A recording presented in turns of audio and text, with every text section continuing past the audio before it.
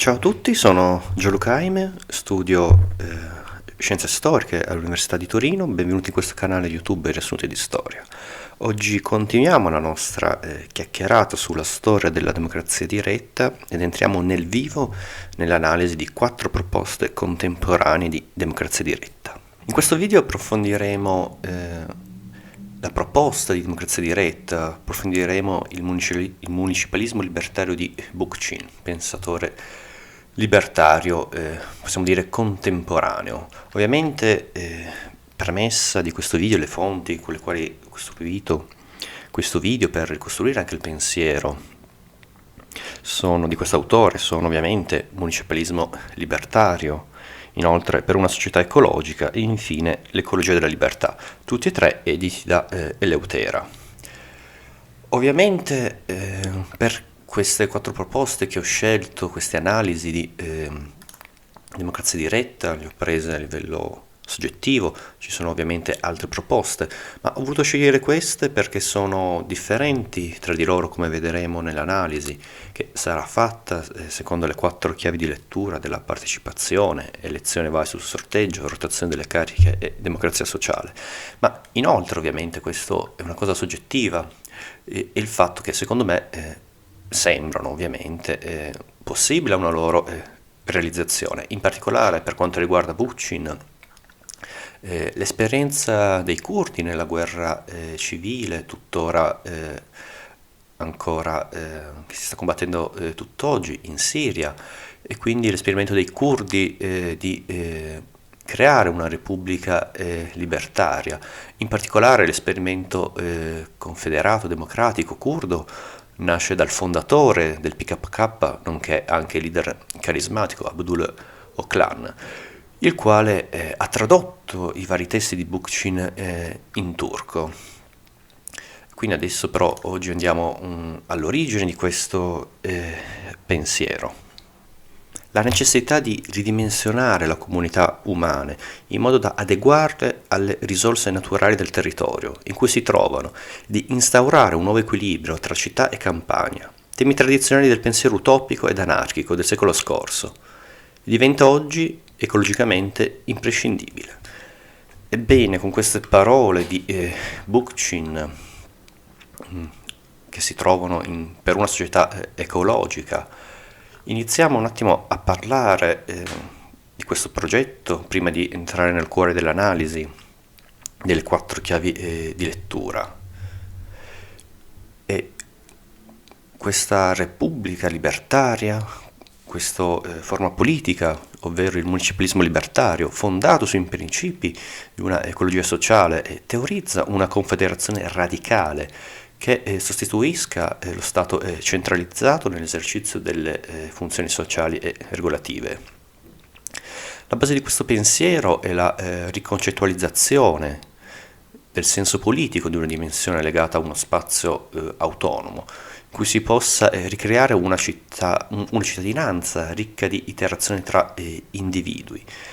Quindi il fine di questo progetto, se vogliamo, è un ritorno alla dimensione politica di una città, quindi pensiamo alla dimensione politica, possiamo prendere l'esempio della democrazia ateniese, ma ovviamente siamo nel mondo contemporaneo e quindi con le sfide che ci sono, i problemi e anche la critica a uno spazio politico ma anche economico differente dal capitalismo, ovviamente che rispetti gli imperativi ecologici. E da sottolineare che la dimensione comunalistica di Bookchin, che si rifà alla tradizione marxista, implica una costruzione di uno spazio dell'impegno diretto, appunto un approcciarsi alla politica, un ritorno della cittadinanza attiva sia nella politica sia anche nell'autogestione dei propri spazi, cioè della propria città.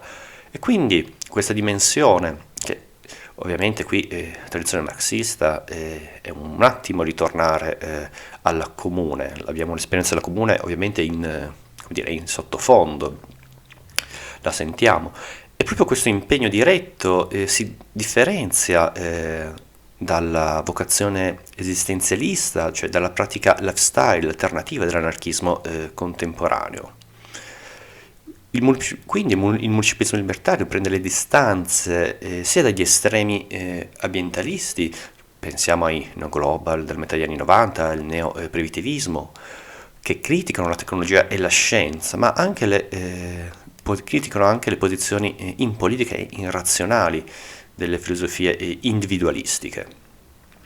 Se vogliamo, appunto, è un ritorno alla Comune di Parigi, ovviamente con un forte innesto dei problemi contemporanei, quindi il capitalismo e imperativi ecologici.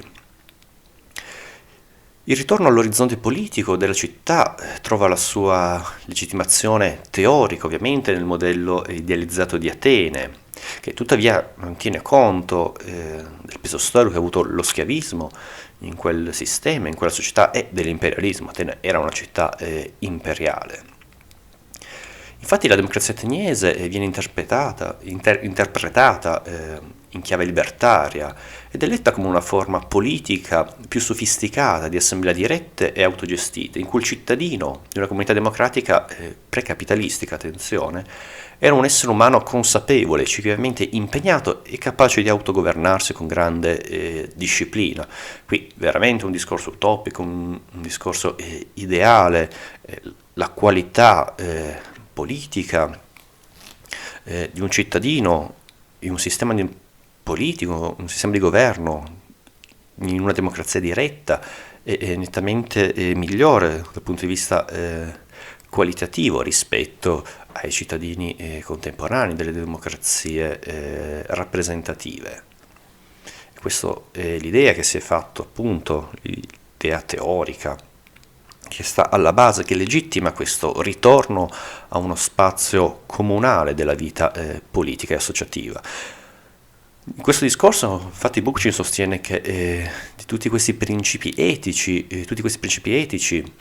dell'uomo democratico di una città, di una democrazia diretta, in particolare quello di Atene, formavano una unità senza la quale la democrazia antica non sarebbe stata possibile.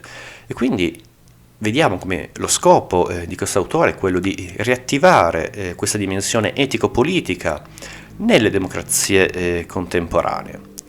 Tuttavia, come detto in precedenza, se Atene rappresenta il modello ideale, la Comune di Parigi nel 1871 è l'esempio storico effettivamente di una confederazione di comuni in età contemporanea. E quindi possiamo parlare del municipalismo libertario, possiamo definirlo come una democrazia diretta partecipativa, in quanto è la struttura politica in cui prende forma una società ecologica. Quindi il fine di Bookchin è quello di creare una società libertaria ed ecologica. E come si fa? Qual è la forma politica che questa società può prendere vita, può prendere forma attraverso una democrazia diretta partecipativa, ovvero il municipalismo libertario, che non è nient'altro che una comunità politica cittadina, autonoma, rispettosa degli imperativi ecologici, liberamente create senza legami gerarchici, attraverso un ritorno alla politica, a una dimensione umana e quindi di una città.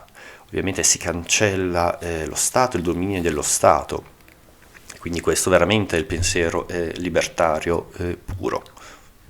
Perché l'azione diretta è proprio una forma di costruzione etica del carattere nel ruolo sociale più importante che un individuo possa assumere. 2 punti, la cittadinanza attiva. Ebbene, con queste parole iniziamo con la prima chiave di lettura, ovvero la partecipazione. Bookchin mostra come nell'anarchismo è sempre stato presente il bisogno di una rigenerazione morale e di una controcultura antagonista a quella dominante. Già qui sottolineiamo il fatto rigenerazione morale, ci porta immediatamente alla fine all'ultima chiave di lettura, alla democrazia sociale, come sia nel caso di Bookchin ma in tutte quante le proposte che vedremo, sia la premessa sia il fine di questo modello politico, appunto una rigenerazione morale della cittadinanza, ovvero quello che abbiamo chiamato noi una rivoluzione antropologica in senso morale dell'uomo. Ma torniamo a noi su Bookchin e continuiamo ad analizzare attraverso la partecipazione. E quindi da questo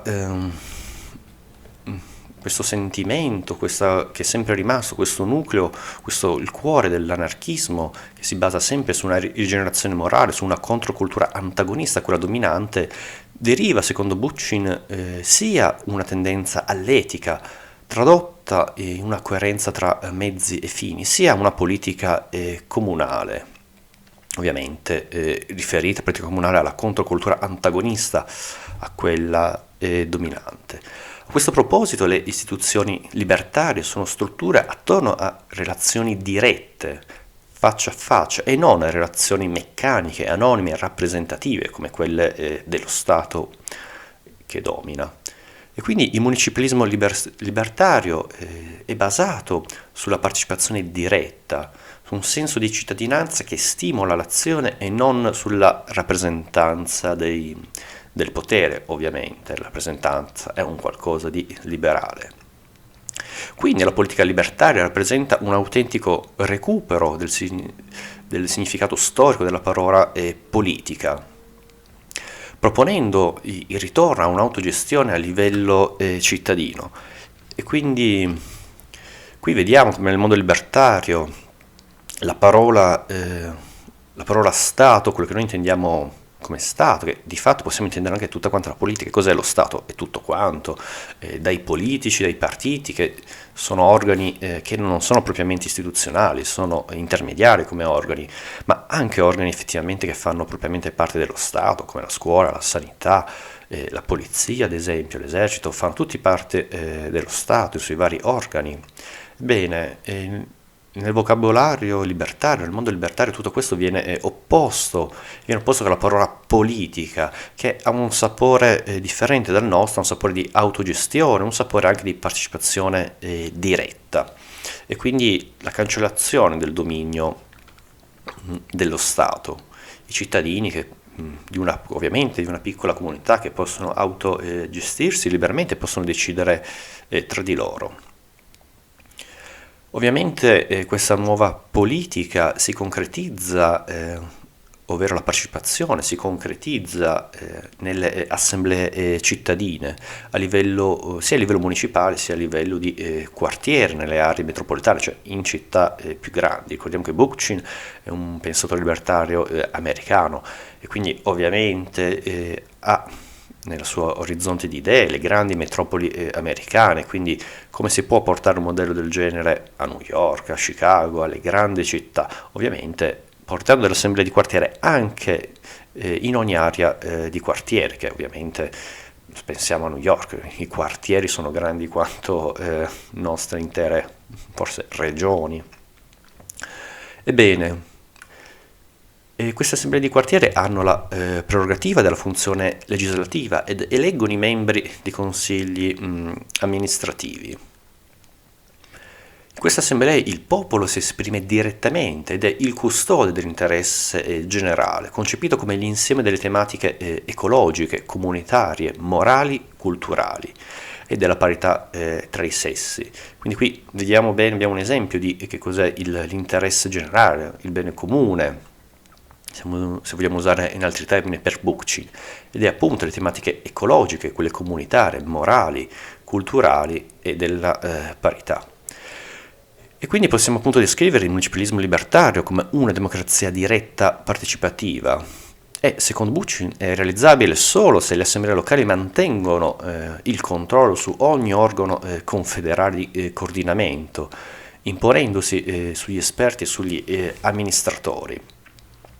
Quindi qui attenzione, a differenza del mondo dell'esperienza statunitense, un'esperienza federale, Bookchin batte fortemente, sottolinea un aspetto confederale, un aspetto che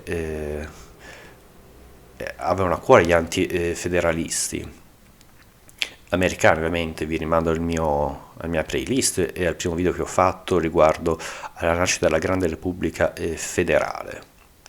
Ma tornando a noi, le assemblee, secondo Bookchin, cito testualmente, le assemblee popolari sono la mente di ogni società libera, gli amministratori ne sono il braccio. E quindi qui torna il tema del primato del legislativo, caro alla tradizione democratica. Pensiamo a Rousseau, pensiamo ovviamente anche alla Comune di Parigi. Tuttavia, riguardo alla composizione delle assemblee, il fatto che una comunità decide di autogovernarsi in maniera partecipativa, secondo Bookchin, non obbliga che tutti i cittadini devono essere attivi nelle deliberazioni.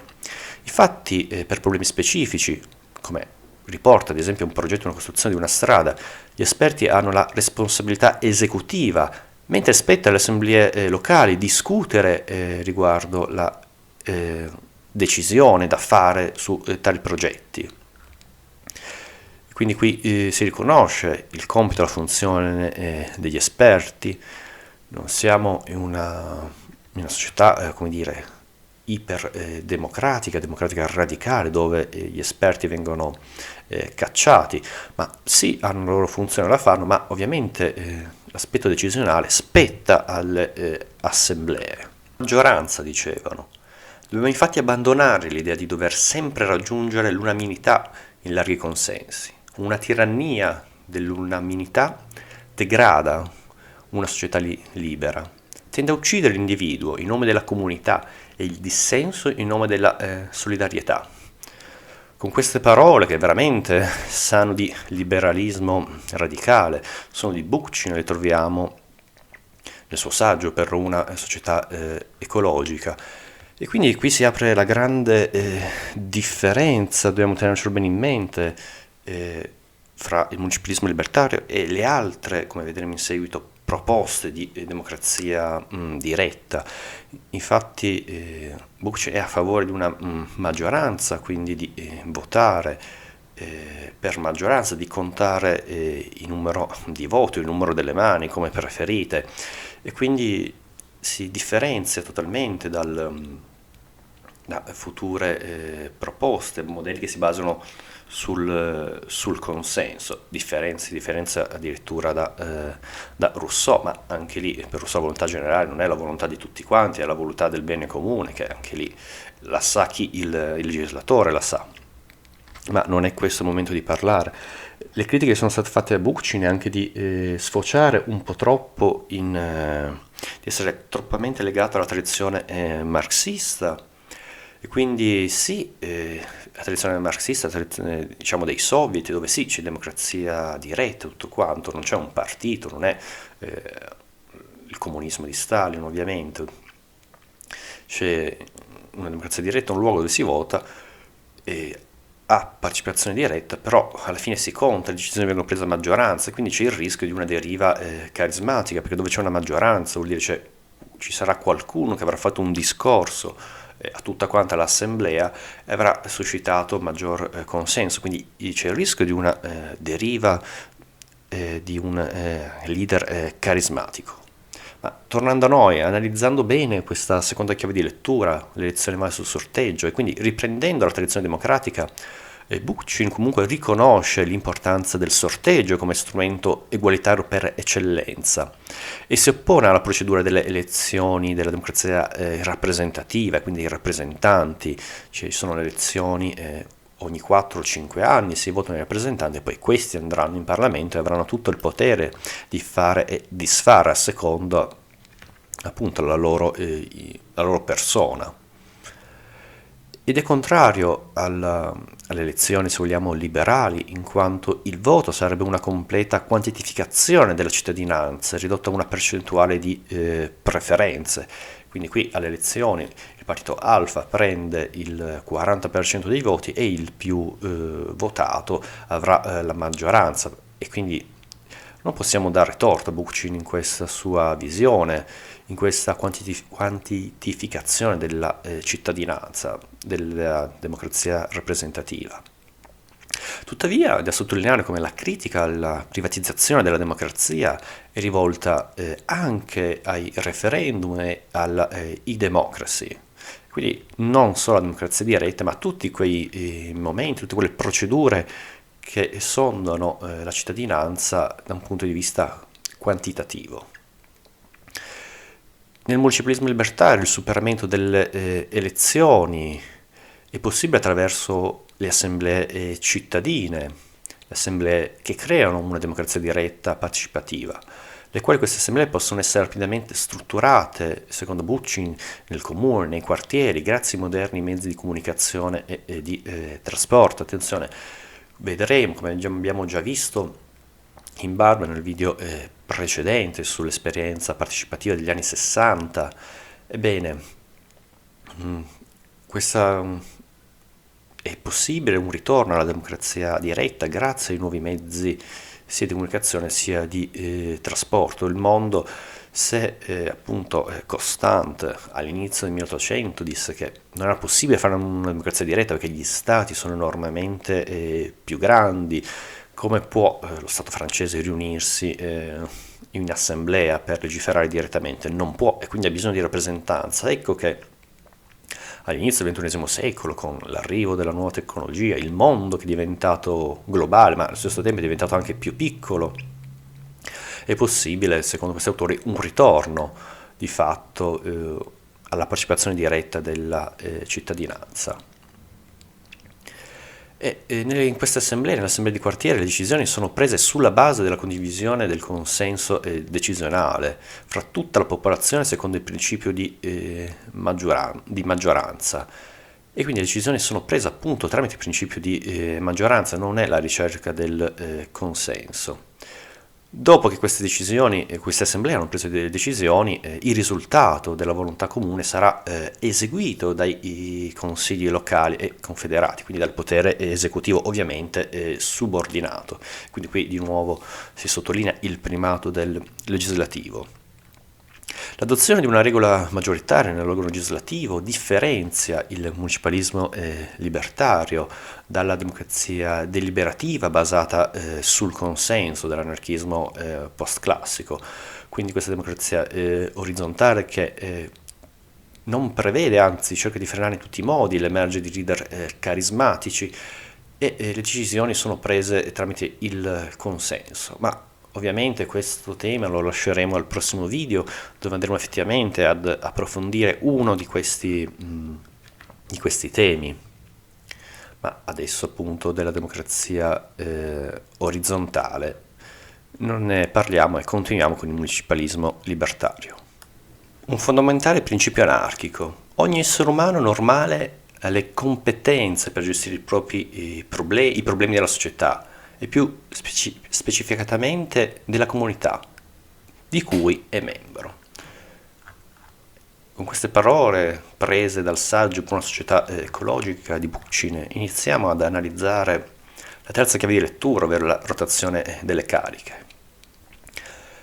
Quindi, come detto all'inizio di questo video, il municipalismo libertario è un ritorno a una comunità cittadina autonoma che si ispira idealmente alla polis greca, quindi un ritorno di quel cittadino a livello qualitativo migliore, perché è appunto più consapevole, più maturo e più etico.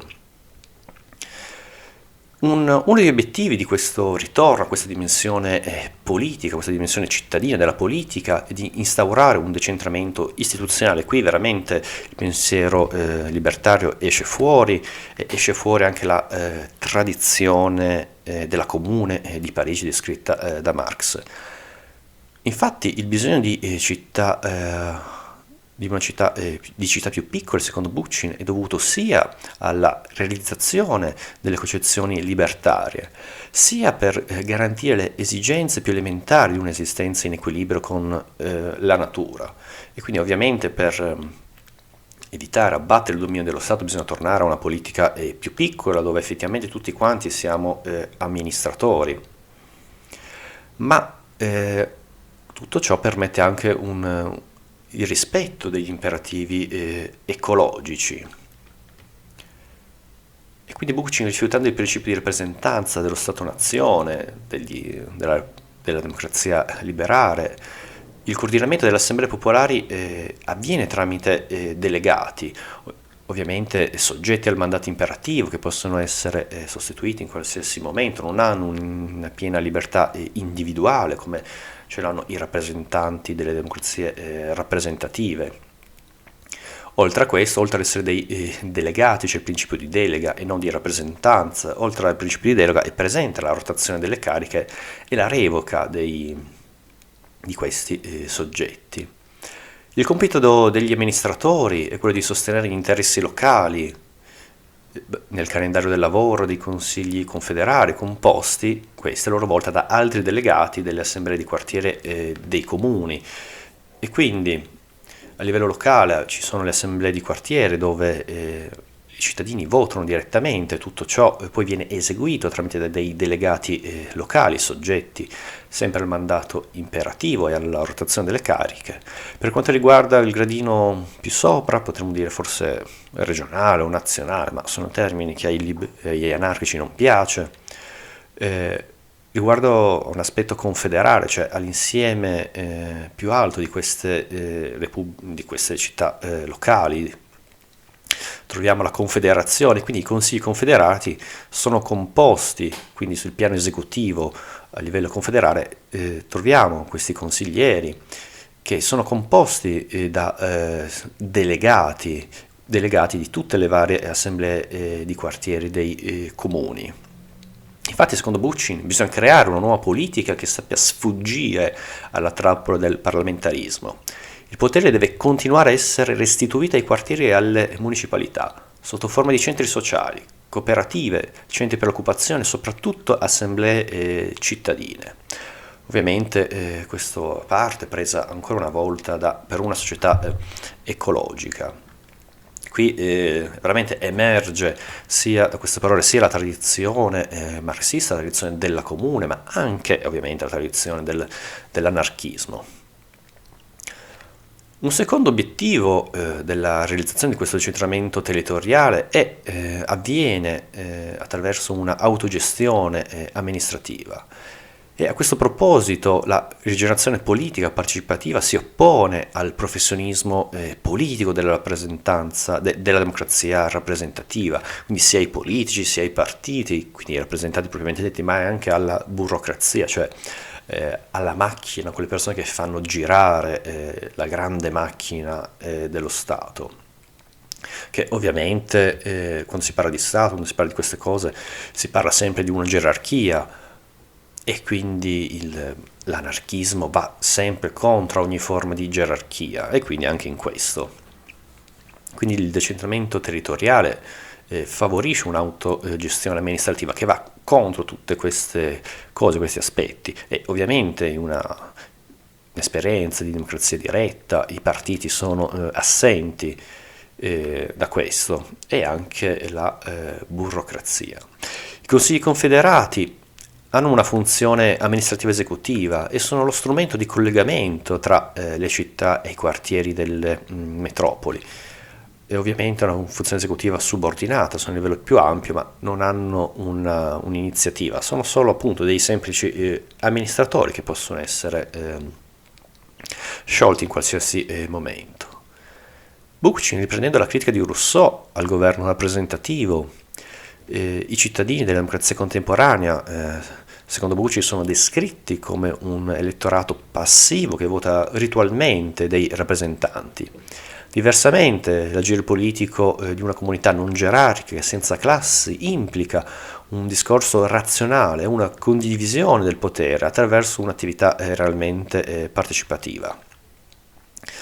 Il municipalismo libertario riconosce che la relazione tra la gerarchia e il concetto di dominio sulla natura nasce dal desiderio di una egemonia dell'uomo sull'uomo, e quindi il concetto di ecologia sociale ha lo scopo di sottolineare come i principali problemi ecologici abbiano radici sociali che risalgono alle origini della cultura patriarcale.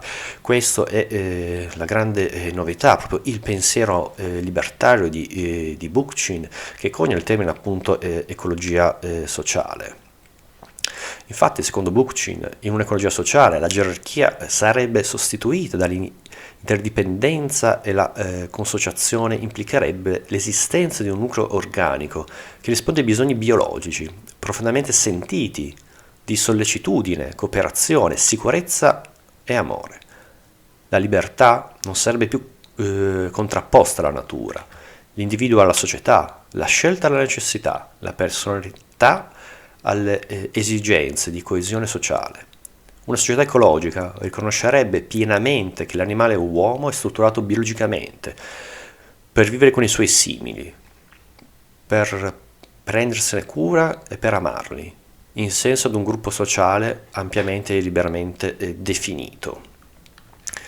Tutto ciò appunto è il fine, che cosa auspica Bookchin con la creazione appunto del municipalismo libertario, la creazione di una società ecologica, e quindi poter applicare tutte quelle politiche di ecologia sociale.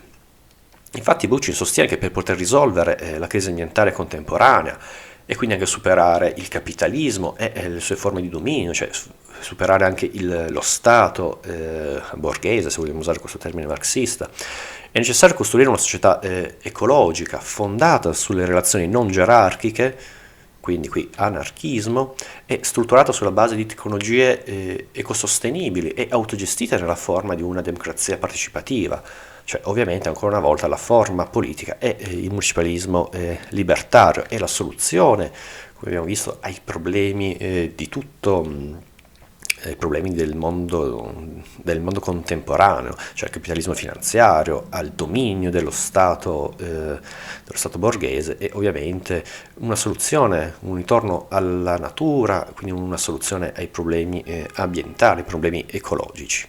La volontà rivoluzionaria non è solo un impegno per cambiare il mondo, è anche un imperativo interiore, a salvaguardare la propria identità dalla corruzione di una società che degrada la personalità umana con la promessa di guadagno e status in un mondo totalmente privo di senso.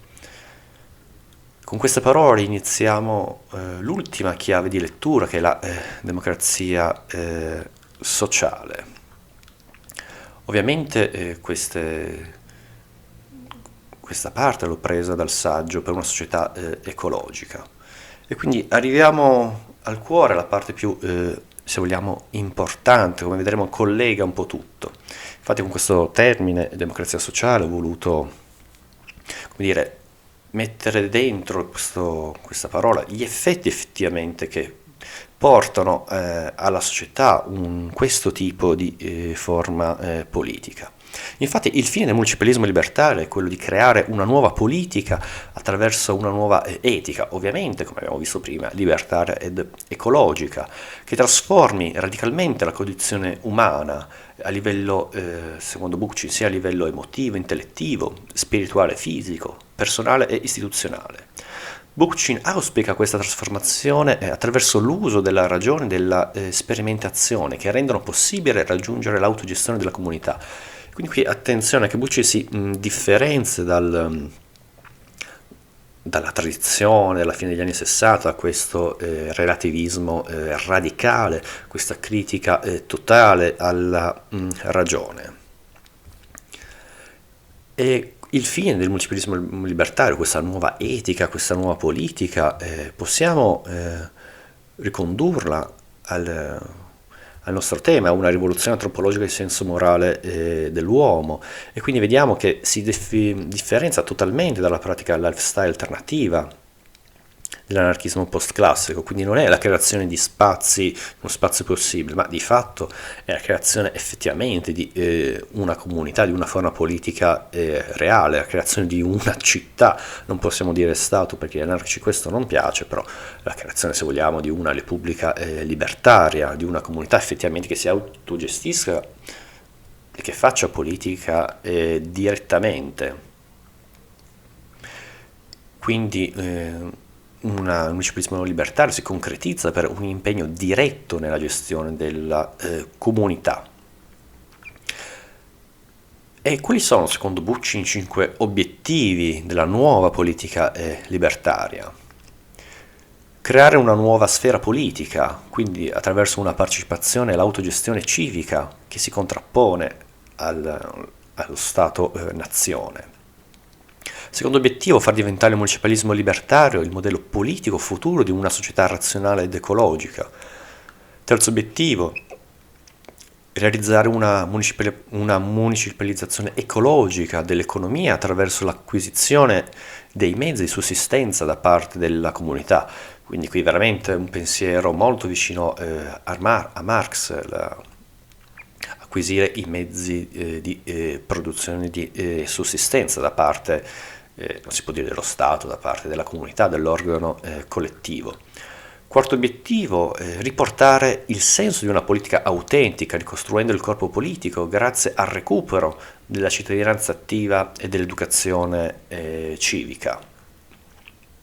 Quinto obiettivo e ultimo, instaurare un'autogestione amministrativa che escluda il dominio delle gerarchie in cui il potere transiti dal basso verso l'alto per gradi sempre più ristretti. Quindi qui effettivamente la realizzazione se vogliamo, della società comunista, che sarebbe la fine del pensiero di Marx, ma se vogliamo fa un cortocircuito e si collega anche con la società libertaria, una società senza classi sociali, senza legami gerarchici. Quindi concludiamo con le parole di Bookchin prese da L'ecologia sociale.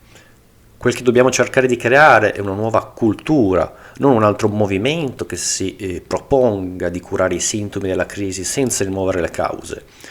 Dobbiamo cercare anche di estirpare l'orientamento gerarchico della nostra psiche, oltre che eliminare le istituzioni che incarnano il dominio sociale. Quindi ancora con queste parole non possiamo che sottolineare la volontà, il fine di questa forma politica, il fine del municipalismo libertario è una rivoluzione antropologica in senso morale ovviamente dell'uomo. Ebbene, adesso abbiamo finito questa analisi, possiamo tirare brevemente le somme. Dal punto di vista della partecipazione abbiamo visto che il municipalismo libertario è una democrazia diretta partecipativa e si realizza effettivamente questa partecipazione è realizzata attraverso le assemblee cittadine, sia nei comuni sia nei quartieri, e dove vive il primato del legislativo sull'esecutivo. Tramite l'elezione verso il sorteggio abbiamo visto come ovviamente il sorteggio è riconosciuto come lo strumento democratico per eccellenza, ma nelle assemblee si vota attraverso il principio di maggioranza. Tutto ciò non porta a un ritorno delle gerarchie, in quanto nella nostra terza chiave di lettura, la rotazione delle cariche, abbiamo visto come la volontà del municipalismo libertario è quello di instaurare un decentramento istituzionale e territoriale. E quindi una lotta al professionismo politico attraverso il mandato imperativo dei delegati, alla rotazione delle cariche, alla revoca, e quindi un rifiuto completo della rappresentanza liberale. E dal punto di vista di politica esterna tutto ciò si configura come una confederazione di comuni libertari. E infine la nostra quarta chiave di lettura, che è la democrazia sociale. Vediamo come il fine è la rigenerazione politica, ovvero quella che noi abbiamo chiamato come una rivoluzione antropologica in senso morale dell'uomo, un ritorno alla forma della città, alla forma della polis, quindi quel cittadino qualitativamente migliore, e quindi un ritorno e la creazione di una nuova politica, di una nuova etica. Infatti la comunità che viene a formarsi da questo modello è una comunità libertaria ed ecologica che viene a crearsi tramite un impegno effettivamente diretto, la creazione di una vera politica, e tutto ciò ancora una volta si differenzia, da come vedremo in seguito, dalla pratica lifestyle dell'anarchismo contemporaneo. Detto ciò, il discorso si conclude qui, spero di avervi annoiato come sempre, ma non troppo.